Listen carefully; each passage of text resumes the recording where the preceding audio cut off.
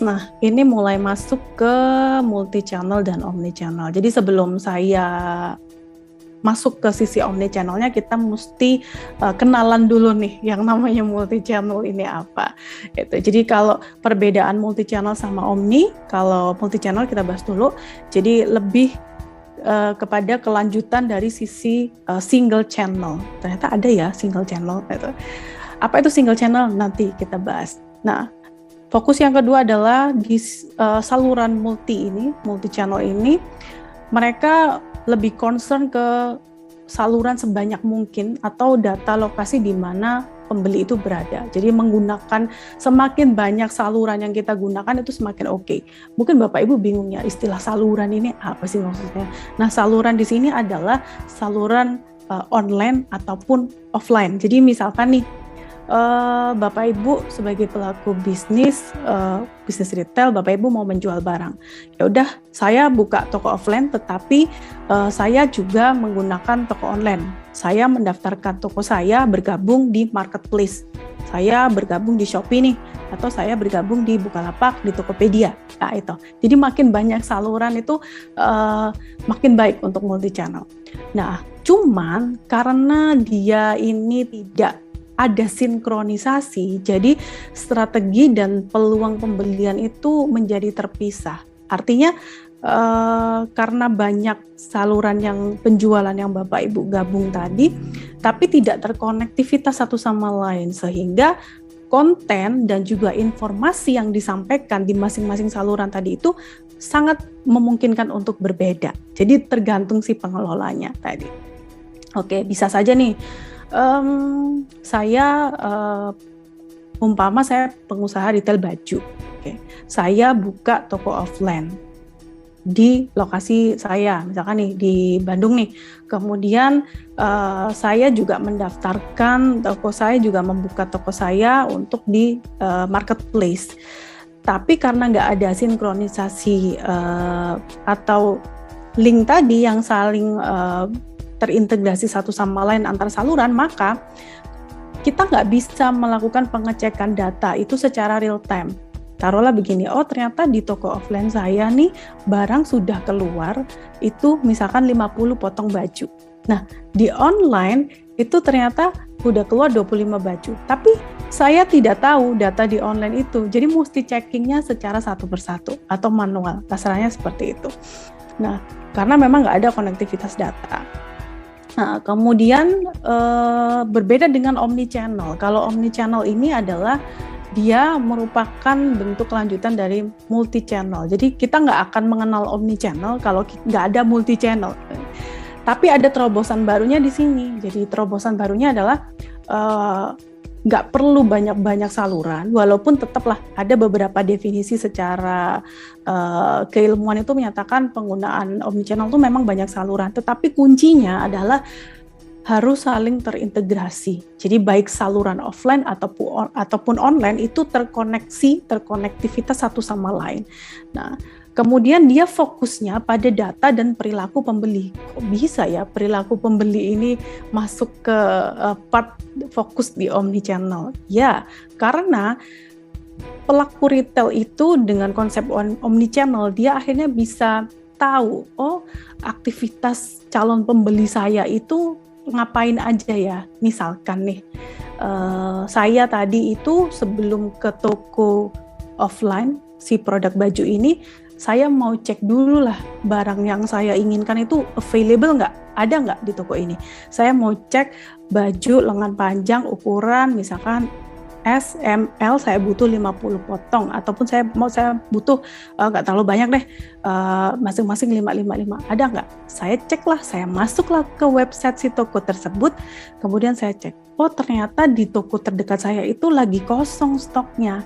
Nah, akhirnya saya cari informasi lagi, mana nih sekarang masuk ke toko online-nya gitu. Ternyata dia juga bergabung di misalkan nih di Bukalapak atau di Tokopedia secara official, jadi resmi. Ternyata di sini ada nih produk yang saya cari. Nah jadi akhirnya perpindahan perilaku calon pembeli tadi itu terekam Bapak Ibu. Ya memang kita butuh teknologi informasi ya untuk mensupport itu. Nah, akhirnya dari data tersebut kita bisa menentukan kebijakan dan strategi yang pas untuk peningkatan usaha kita. Nah, selain itu di omnichannel ini dia akan memberikan kemudahan pengalaman pelanggan saat berbelanja. Kenapa demikian? Karena saling nge-link tadi. Jadi Bapak Ibu nggak perlu tuh repot-repot harus datang ke satu saluran offline dulu.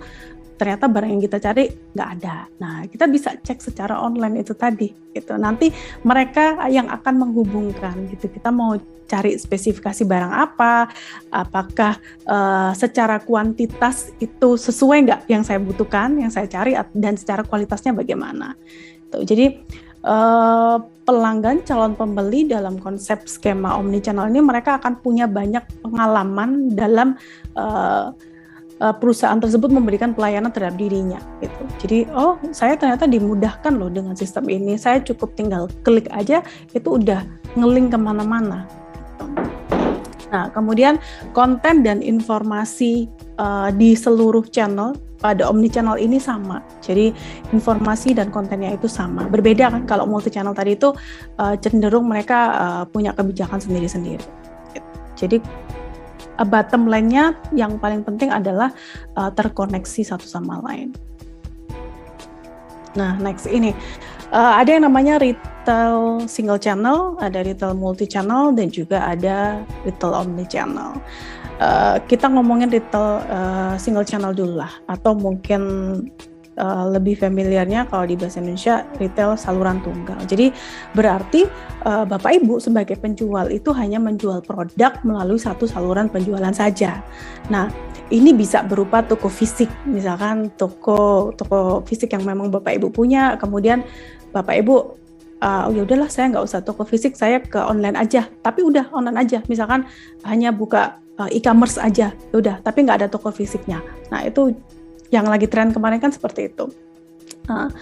Nah, misalkan kita juga bisa hanya menggunakan satu marketplace aja. Ya udah, saya jualan tapi saya hanya bergabung di salah satu marketplace gitu, tanpa membuka toko offline dan juga tanpa membuka e-commerce. Karena kan kalau e-commerce kan memang dibutuhkan budget yang lebih kan untuk membangun sistem di dalamnya. Tapi kalau gabung ke marketplace sekarang jauh lebih murah, jauh lebih praktis, dan pihak marketplace-nya pun juga memfasilitasi untuk menghubungkan kita berkomunikasi dengan pelanggan. Nah, ya apakah hal tersebut baik gitu ketika kita menggunakan single channel gitu, walaupun pihak marketplace-nya itu juga memberikan istilahnya ruang untuk kita supaya bisa berkomunikasi intens dengan pelanggan. Ya, pertanyaan gini, kalau kita ingin brand merek produk kita atau mengenalkan produk kita itu secara luas, jangkauan pasarnya luas, berarti kan logikanya kan kita nggak bisa hanya mengandalkan single channel. Nah, jadi kita mesti bergeser ke multi channel gitu tadi. Nah, sedangkan untuk retail multi channel adalah Bapak Ibu sebagai pelaku retail nih akan menjual produknya ke beberapa saluran yang berbeda, baik secara online ataupun offline. Nah, di sini Bapak Ibu juga nih bisa berinteraksi dengan pelanggan, baik itu melalui sosial media, kemudian melalui telepon, melalui toko fisik yang memang Bapak Ibu punya. Nah, kehadiran online ini bisa membuat komunikasi antara pelanggan dan si penjual ini bisa terjadi secara komunikatif. Hanya saja tiap saluran offline ataupun online-nya ini dia tidak terlink otomatis gitu. Nah, sedangkan untuk retail omnichannel penggunaannya banyak saluran, kita menjual barang kita itu di berbagai saluran itu karena memang kan retail omnichannel kan juga merupakan bentuk evolusi dari retail multichannel. Jadi perbedaan besarnya adalah di perdagangan omnichannel ini kita menghubungkan ke seluruh saluran yang ada, di mana antar saluran tersebut terintegrasi dengan baik. Nah, ini menunjukkan bahwasanya harapannya pengguna itu bisa mendapatkan pelayanan yang jauh lebih baik ketika dia melakukan pembelanjaan produk di konsep multi-channel. Jadi keunggulannya ada di pelayanan. Makanya kenapa tadi disinggung concern-nya lebih kepada pengalaman yang lebih luas untuk pelanggan ketika melakukan pembelanjaan pada retail di omnichannel. Nah, ini tadi hampir sama sih Bapak Ibu, cuman di sini saya lebih menekankan bahwasanya retail omnichannel ini merupakan strategi lanjutan dari multi-channel yang memang mengacu pada penggunaan beberapa saluran. Tujuannya apa? Tujuannya untuk memasarkan, kemudian untuk menjual, membeli, mendistribusikan barang, informasi, dan juga dana, serta untuk berinteraksi dengan pelanggan. Jadi mungkin ada kebanyakan retail omnichannel lah. Omnichannel tuh kadang sangat dekat dengan konsep marketing ya, sangat dekat dengan marketing. Tetapi jangan salah, dari sisi rantai pasokan pun itu juga masuk di sini omnichannel. Nah, kalau dari sisi rantai pasoknya bagaimana? Ya iya, kita ada unsur pendistribusian barang tadi. Gitu. Kenapa demikian? Nanti kita coba ulas di slide berikutnya.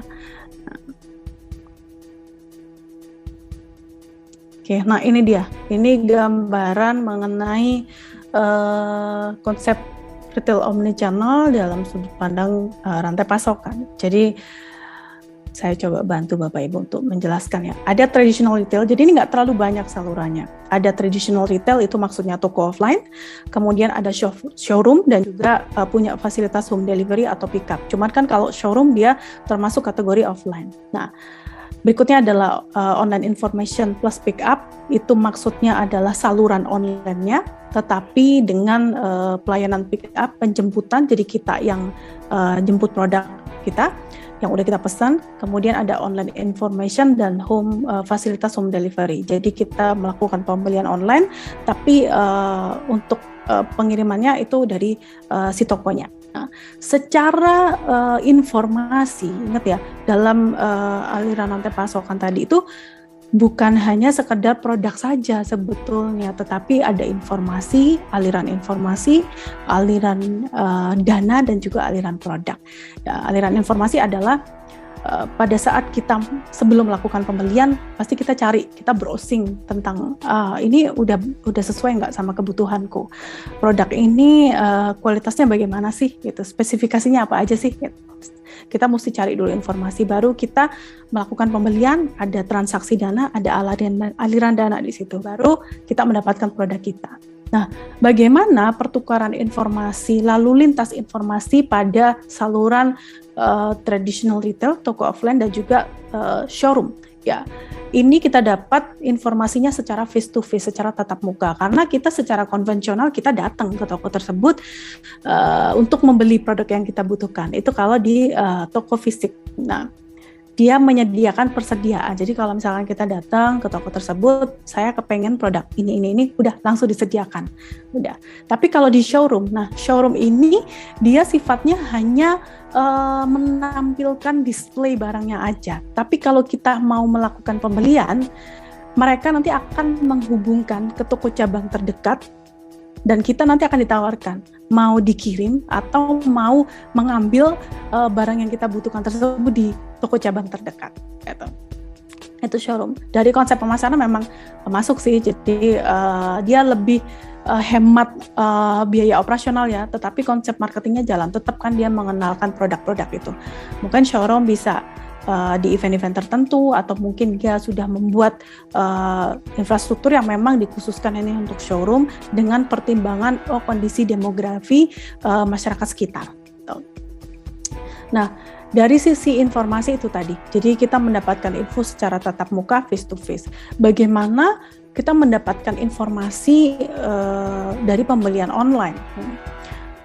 Ya, kita mendapatkan informasi secara mandiri, artinya kita melayani diri kita sendiri dengan sistem yang sudah disediakan oleh pihak toko, gitu. Jadi self-service teknologi, kasarnya begitu. Kalau Bapak Ibu masuk ke e-commerce, ke website toko, ataupun ke marketplace yang memang dia sudah buka tokonya di situ secara official, Bapak Ibu kan pasti akan tahu, cari informasi ini, produknya apa aja, kemudian kategorinya apa aja, harga tertinggi di toko ini, harga tertinggi produk di toko ini tuh yang mana sih jenis produknya, kemudian harga terendah itu apa, dan kita sangat dimudahkan dengan layanan-layanan tersebut. Kita tahu produk terlarisnya apa, bahkan itu muncul ada link tersebut yang kita cukup klik, kita tahu oh produk terlaris ternyata di bulan ini di toko ini penjualan misalkan penjualan baju